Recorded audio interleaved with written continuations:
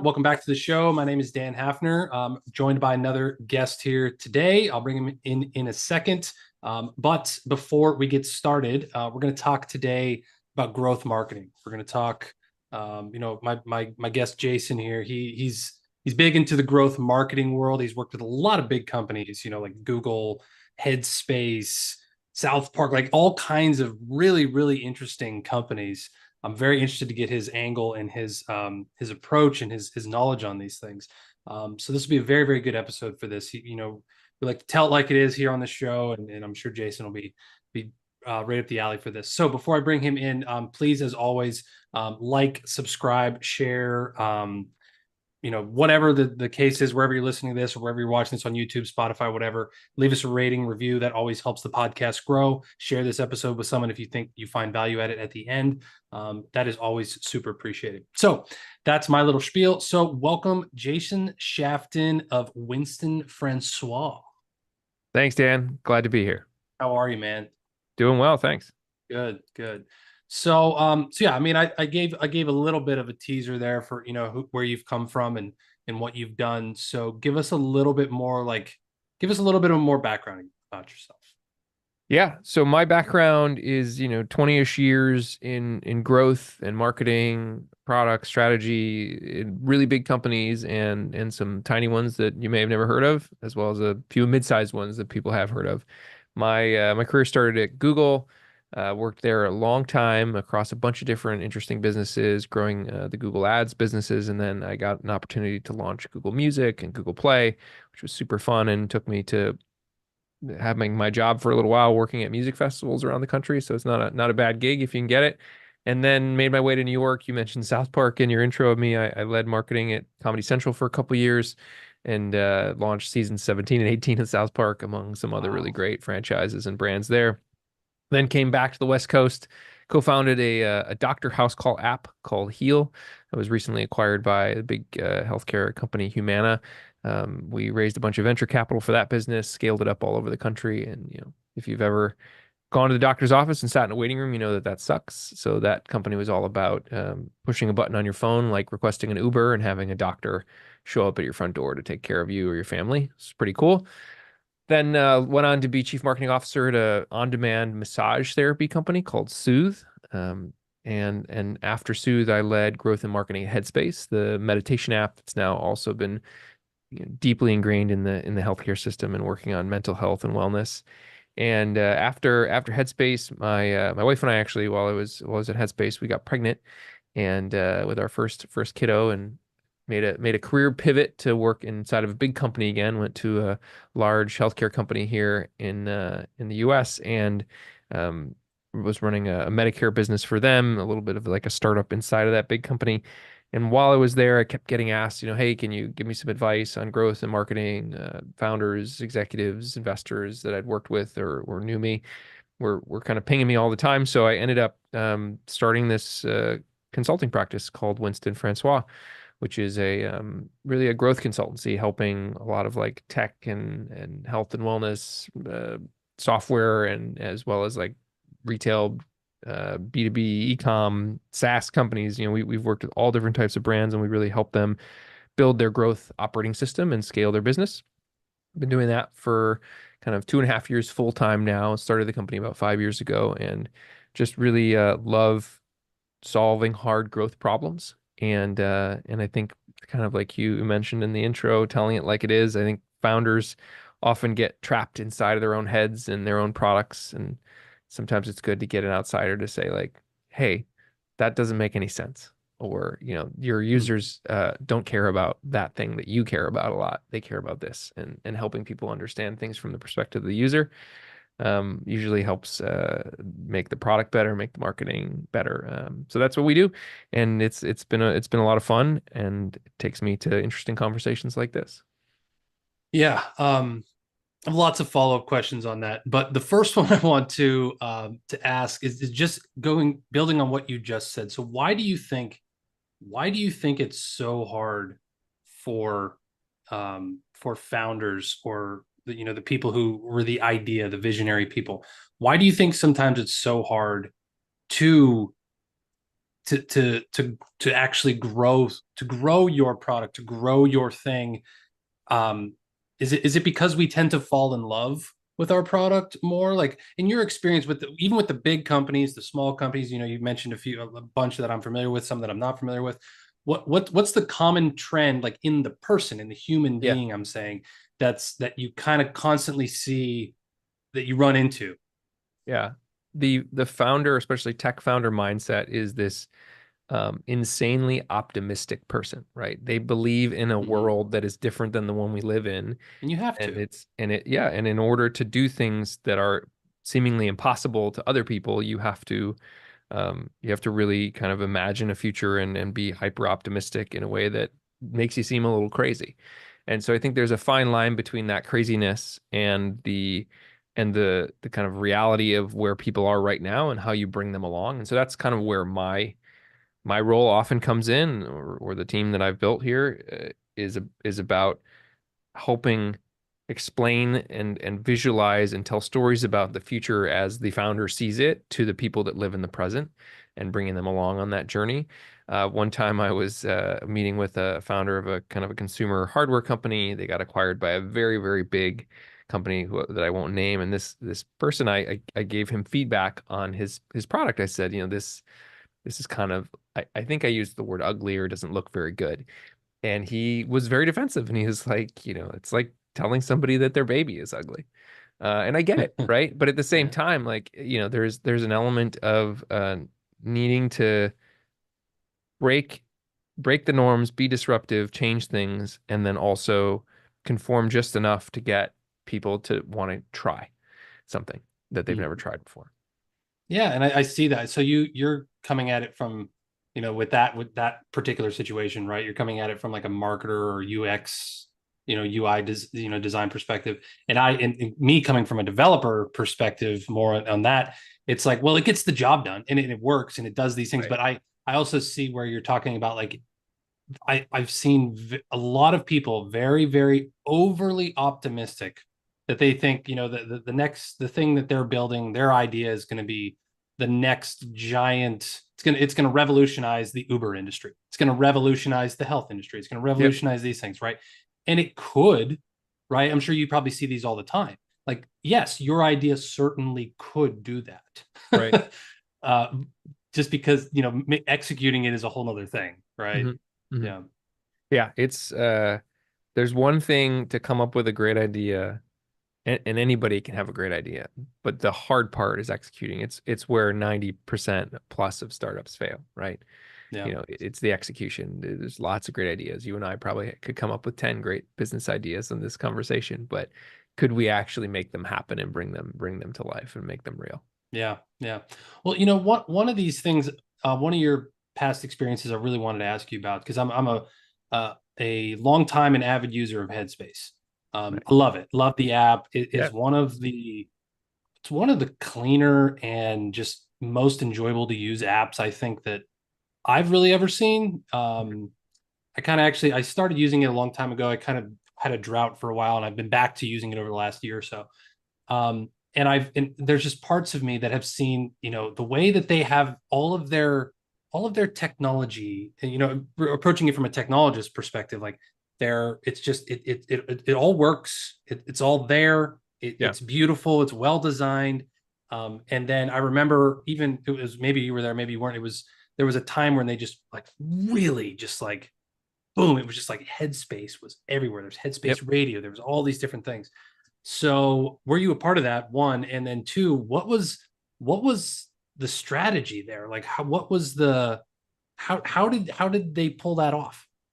Yeah, so I think what you're describing is at the beginning of the pandemic when Headspace, I think, gave Headspace away to everybody who was unemployed for free. And there was a huge spike in, mental health issues during the start of the COVID-19 pandemic. And also, um, there's just a lot more people that were stuck at home. And so mental health and meditation became Mm-hmm. a huge trend for the world because it was a way to kind of stay sane in an insane world. So I had left in 2019, so right before that. But I can tell you while I was there, what Headspace did, and I love that you called it out. So first of all, just from a design perspective, there's nothing more beautiful, I think, than the design of the Headspace app, and the way that it's always been designed is just, Very it was nice. designed first. Rich Pearson, the co-founder and former CEO, was an ad agency guy, and very passionate about beautiful, simple design.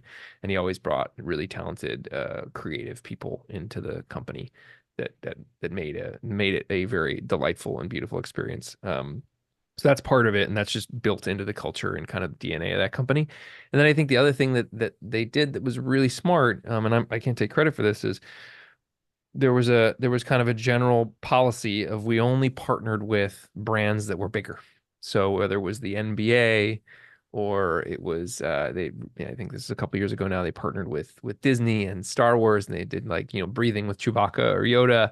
Yeah. But you pick these enormous brands. Nike was another one where it putting your brand next to a giant brand is really good for your brand, right? And so Mhm. Headspace is big, but those brands that they chose to partner with were bigger. And so from a partnerships perspective, they just did a lot of really smart stuff, to get the brand in front of the world through really creative and interesting partnerships. That's that's genius. I really like that. Partnering with brands, only with brands that are bigger than you. They got You a know, ton of inbound requests to partner with smaller brands, and the answer was always no. yeah. Yeah, I'm sure. Wow. Very interesting. Okay. So I know this is probably going to be a very generic and vague question, so I'll pre-frame it with that. Mhm. But do you have any, like, when you guys take on a client, or you're working on, hey, we're gonna grow this thing, we're gonna grow the massage therapy on demand thing, we're gonna grow Headspace or Google Play or Mhm. whatever it is there a formula? Do you have like and I know every project's Yeah. different. But for us on this quick hitter type of thing, is there any Yeah. kind of formula that you can, generalize at least? The simplest way to distill down marketing and sales and growth in general is, what are you selling? Who is it for? Why should they care? What are you selling? Who is it for? Why should they care? It's basically it, right? Simple. And then there's just flavors and variations of that when it comes to actually taking a business, a product, a service, a brand from where they are to where they want to be. So it's identifying what is your North Star metric. What is that number you need to move? So if you're, if you're Headspace, it's subscribers, members that are paying for a Headspace subscription is probably your North Star. If you're, if you're Comedy Central and it's South Park, it's ratings, TV ratings on Nielsen, and more so today, it's like kind of digital watching stats on streaming, right? How many people are tuning in? I'd be surprised how much Nielsen is still a factor though. And with Google, it was always about how many billions of users are on these platforms and how much are people spending on them, right? But what is your North Star metric, and figuring out how to move that.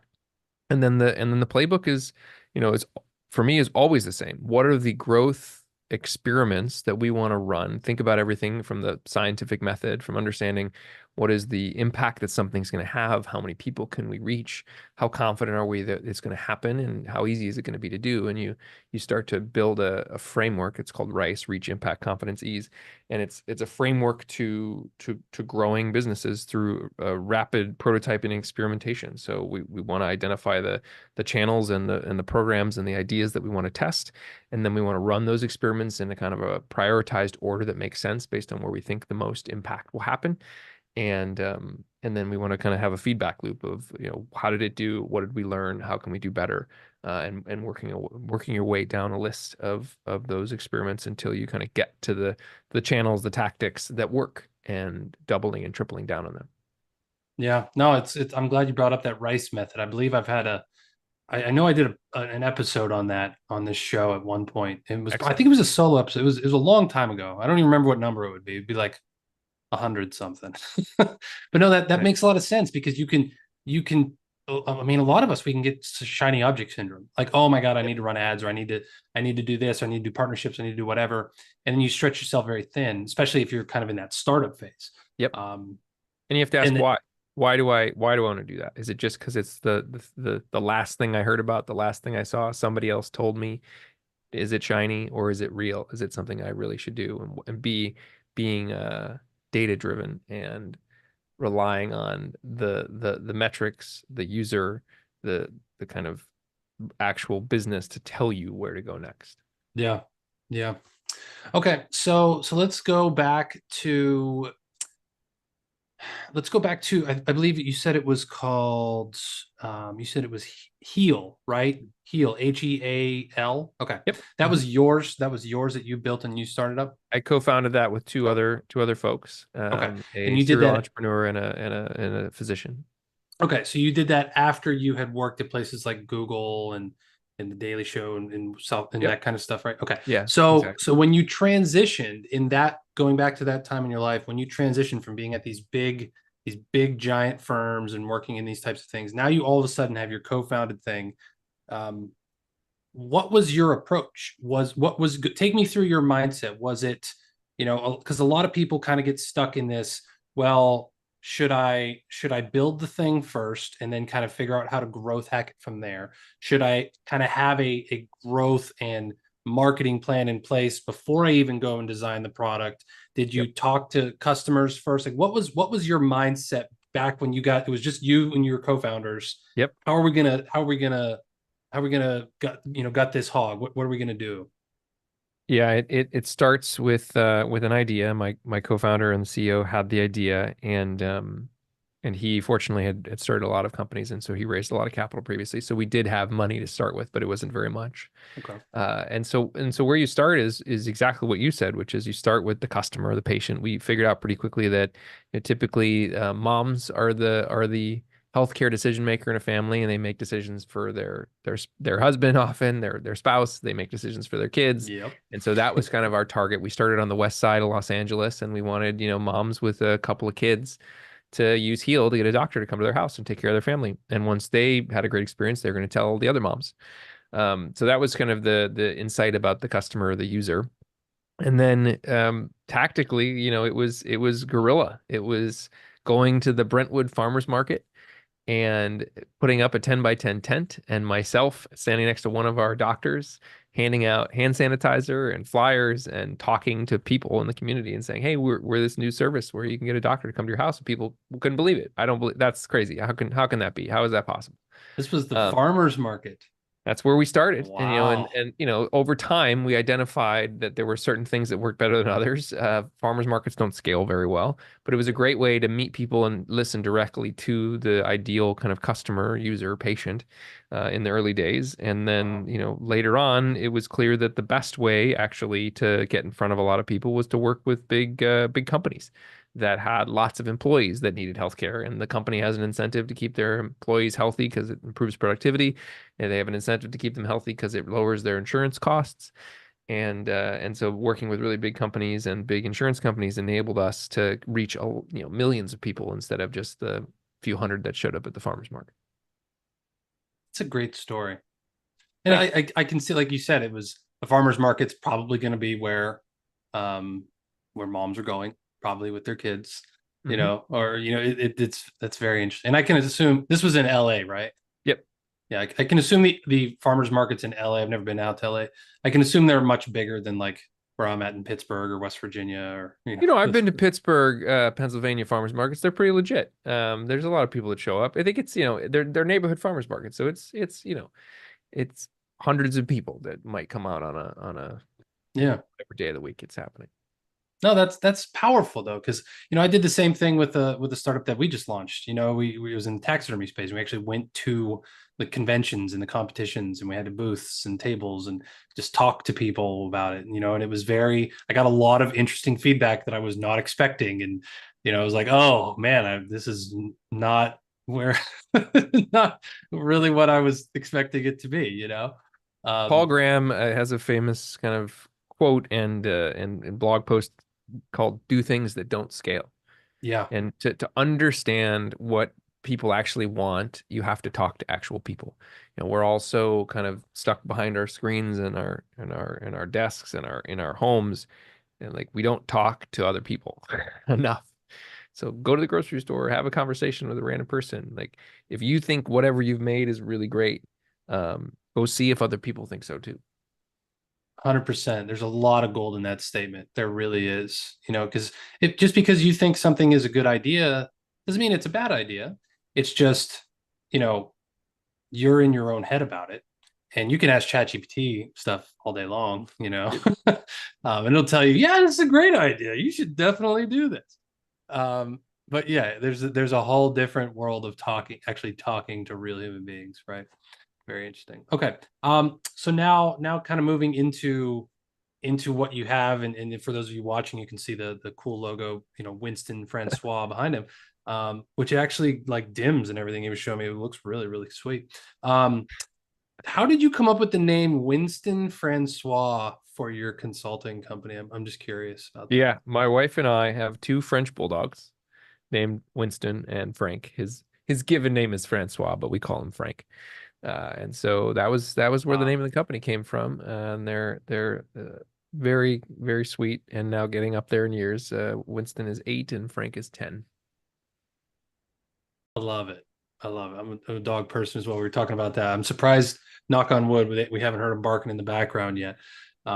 That's very cool. I was expecting something like, historical, or like it sounds like No, a very yeah. British name, or like Well, French, like Winston is named after Winston Churchill, and Francois is named after, I think, a French philosopher, Francois Lyotard. But yeah, it's okay. I met my wife. She had Frank already, and we got Winston together. Oh, gotcha. Gotcha. Okay. Very cool. Um, all right, awesome. So do you guys work with, I mean, do you guys do you partner with brands above you? Do you guys work with only the Googles and the Apples of the world, or do you kind of like what level are you guys Yeah, looking at? we work with all sorts of companies. We've worked with very early stage, seed stage startups all the way to and through, really big companies like you mentioned. I think, for us, it's about identifying the right partner who has, internally a curiosity and a desire to learn about what works for their business. So we're small. We only work with a handful of companies at a time, and we are picky, and so we want to work with people that are passionate about solving hard growth problems, eager to work with super smart people and let them do, what they're best at. That's been my approach to growing this and every business I've been in, which is, hire the smartest, most talented people I can find and throw them at hard problems and get out of their way. So we work with companies that are kind of philosophically aligned with that, and that's taken us to all sorts of interesting places. We worked with really cool early stage tech startups that have only raised a little bit of capital, to those that are making lots of money and want to grow faster, or do a kind of a big pivot in their strategy. And so, not a great answer, but I would say where we've focused in the last couple of years is worked with a lot of amazing health and wellness brands, as you can imagine, given my background, as well as a lot of kind of software companies, building consumer as well as B2B software. Okay. No, that helps. Okay, couple other main topics I want to just get your thoughts on. Sure. So, this wide, wonderful world of AI. I always like to get people's thoughts on this topic. What have you seen in the last, since the explosion in the world of ChatGPT came to us, and the AI race has been on? How has this affected what you do, changed what you do? What do you see as far inside of this world of growth marketing that AI is affecting? There's been an explosion of tools that leverage AI to make workflows easier, faster, better. I have not yet seen, and I don't think it exists in a way that we can see it in our kind of everyday consumer lives, artificial general intelligence, AGI. And so where we are today is AI is a great companion, partner, co-pilot, tool that can be used to make your work easier, more efficient, faster, better, smarter. And so, we have our own podcast with the company, and we use AI to help us produce our podcast episodes. And we use AI to generate content that we then have humans review to post, content marketing articles for our business or for our clients. We leverage AI to do outreach to potential clients and companies we want to work with. We leverage AI to kind of improve the quality of our connecting the dots between the products and services that we help market and grow with the audiences that care about. So, things like natural language processing and sentiment analysis to understand the user and the customer better. That then informs the strategy. And we use AI to generate creative assets, but we still have designers and video editors and people that are manipulating those assets and turning them into the final work. I think for me, it's all about AI plus human equals better stuff. It's not just, AI is going to replace us. It's how can AI make us better at what we do? Yeah. No, that makes sense. Okay. And then I'm curious on your thoughts on funding. I think when people hear these terms, growth, marketing, scaling, Hmm. especially in the software world, Hmm. specifically in the software world, app world, it's all about funding. How much funding can I raise? How can I go and put this to use? And there's I've talked to people on this podcast in both camps, people who are very for going out and getting funding, and people who are very hesitant or against doing that type of thing. So do you work with a lot of companies that have funding or are in the process of funding? And then if so, do you see that as a benefit or maybe sometimes a hindrance? Most of the companies we work with have raised either venture capital or private equity. Okay. Um, and then there's others that are bootstrapped. If you can avoid raising money, my advice is always to avoid raising money. If your goal is to grow very, very fast, potentially at a loss in the early years of your business, and your goal is to eventually have a major kind of exit, whether that's through an IPO or a acquisition by a larger business, it may make sense to raise capital because if it's a highly competitive space, if it's a land grab and you need to get market share, having a lot of dry powder to go and do that is necessary. But the disadvantage, as I'm sure you know and your listeners have heard, once you raise capital, you are no longer your own boss. Yeah. You're beholden to your investors. You have a fiduciary responsibility to steward their capital effectively, and they have sometimes a strong desire to get involved in critical decisions, and in often cases have a right to be involved as a member of the board of directors. And so, the more of your company that you sell for investment and give away equity, the more decision-making authority and governance that you potentially also relinquish. So it's a balancing act for sure. My advice for somebody who's starting a tech company and wants to take it all the way, is to validate the idea in a bootstrapped and scrappy way to start and see if it's a really big world-changing idea. And if it is, then sure, go raise capital. But if you're starting a services business or you want to create a business that is sustainable, but something that you're not interested in selling, you probably don't need to raise money, or you have, the ability to go get an SBA loan, small business loan, or friends and family might be interested in investing or loaning you money so that you don't have to go and kind of be beholden to investors and their limited partners who they are beholden to, which is a whole other can of worms. Yeah. No, that makes sense. Well, you guys you're either watching or you're listening to the dream team right here. If you're looking to go all the way with your tech platform, you come to Dapper No Code, we'll build it for you. Then you go to Jason, you go to Winston Francois, and they'll grow the thing for you. It's a match made in heaven. It really is, guys. Anyway, I I'm love it, joking. Dan. I'm in. Let's do it. um, anyway, I think we'll wrap this up. This was really, really awesome, Jason. Thank you so much. Where can we go? I believe it's wf.team. Is that where we can go? Yep, the easiest URL is wf.team/pod, P-O-D. So that's wf.team/pod. Okay, awesome. Yeah, so go over there, guys. Check that out. He's got a really cool site actually, and very, very useful, very informative on all the things that him and his team do. And this is really, really cool stuff, man. I think this is very, very needed in this world, and I'm sure you guys could probably start growing. Even you say you only work with a few people at a time, and I'm sure if you wanted to grow, you could probably have as much work as you could possibly handle. With the way that the world is going and AI is coming and all this type of stuff. So wish you the best of luck, man. Absolutely. Appreciate it, Dan. Thanks so much for having me. All right. Thanks for coming on, Jason. We really appreciate you, man. So we'll put the link for that in the show notes. Thank you again to Jason for coming on. That is all for this episode, you guys. So again, be sure to like, subscribe, leave us a rating and review on the show. That really, really helps. All right, guys, that's all. And we will see you next time. Appreciate you.